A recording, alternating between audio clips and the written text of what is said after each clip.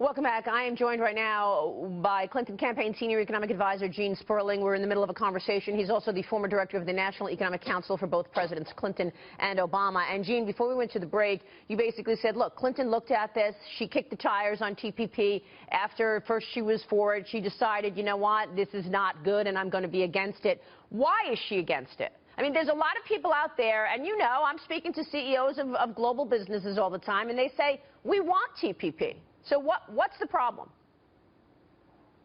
Look, I think Hillary Clinton feels the central issue in our campaign and in the country right now is middle-class security, whether we have a broad, inclusive middle class, and whether or not we're reducing economic inequality. These are the central issues. And what she is focused on is whether we're having job creation that encourages location, value-added jobs in the United States.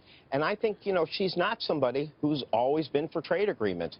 You know, the main multilateral trade agreement that took place when she was in the Senate was CAFTA, the Central American Free Trade Agreement, and she was against that. She has been case by case on trade, and she looks at what is the impact it's going to have on workers, on manufacturing. And again, I think when she looked at things like rule of origin, currency manipulation, other measures like that, she did not feel that this met her test for the type of job creation, and that she wanted the type of job creation initiative she wanted, and that she wants to put her focus on a plan that's going to focus on manufacturing, on small business, on infrastructure, things that will tighten the labor market further, lead to higher wages, and then things that will affect family security, like family medical leave, paid family medical leave, and child care. This is the heart and soul of her agenda, and I just think that for her, TPP didn't meet the test, and that, you know, she has made clear that she is against it now and will be against it during the lame duck and after the campaign,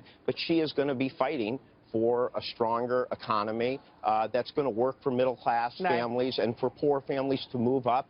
That's the focus. And, you know, we understand people disagree. Look, President Obama, who her and I both work for, who we think is honorable, you know, not just an honorable man, but a champion of the middle class, disagrees. But this is where she is, and she did it by looking closely at the final deal. And I think that's what people would want of the president. That's really what she's got to focus on tonight, right, for the debate.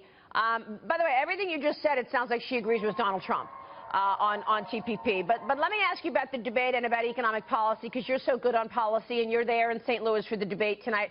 How is she going to walk this balance tonight, Gene, by talking about creating jobs when, in fact, we have an economy that is crawling along? You know, we just got the jobs numbers out on Friday, Gene. It was 156,000 jobs for the month of September, below expectations. A lot of people are upset. They haven't seen their wages moved in so long. How is she going to say, I'm going to create jobs, when, in fact, she's raising taxes on the highest earners? And, Gene, you and I know that's going to hit small business. If small business is the biggest creator of jobs, why are you raising taxes on small business, Gene? Boy, you said a lot of things there. You know, I'm a Michigan football fan. We're fourth in the country now. We were 8-8 just a couple years ago. So you know what we think? We think we've gotten way, way better. Not quite good enough yet. We'd like to get to #1 and beat Ohio State. Look at the U.S. economy. Barack Obama inherited it when we were on the verge of a depression. If you look at job creation, Maria, you've had 15 million private sector jobs over the last 5 or 6 years. That's the best since when? Since the Clinton administration, better than any of the previous Republican administrations. And on wages, even on wages and income, you know, the census report just showed the largest one-time increase in household income, 2,800, 5%, and that wages are up 2.8%. I know, but they're still below the 90s. Is that good enough? They're still lower than when they were in the 90s. Absolutely, absolutely. And so what it shows is that the kind of economic plan that focuses on the middle class has led to a lot of enormous improvement. A lot of reason things haven't been better is more that Republicans blocked things that Barack Obama was trying to do on infrastructure, on modernizing schools, on strengthening manufacturing. So I think what she's going to be saying is exactly that. Well, he had both houses. He had both houses on his team in the first 4 years, Gene, and he still didn't make a big difference. he had both houses on his team for the first 2 years. And what did he do? He helped take us from a near depression to out of recession in just 6 months. And you know, Maria, here's a trivia question. What was Mitt Romney's #1 goal when he ran in 2012? It was to reduce the unemployment rate to 6% by the end of 2016. So we're sitting here now with unemployment at 5%. It's been even lower. 15 million private sector jobs, a very strong job creation element.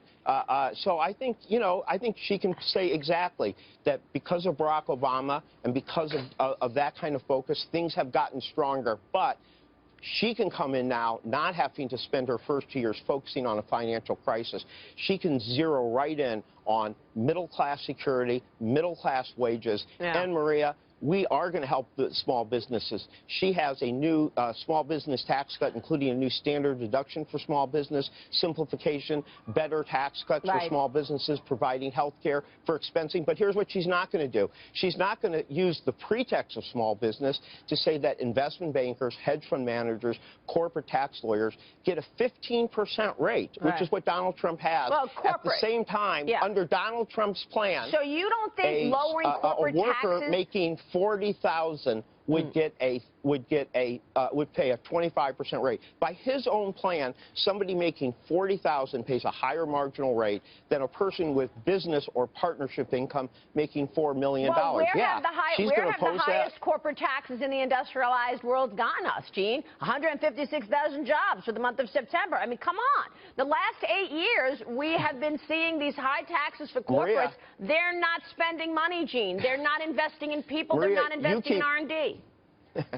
Maria, you keep saying something that's just not correct, which is that the number of jobs being created over the last few years has not been strong. It's been so much stronger than any Republican administration we've seen in 20 years. And unemployment has come down to 5%.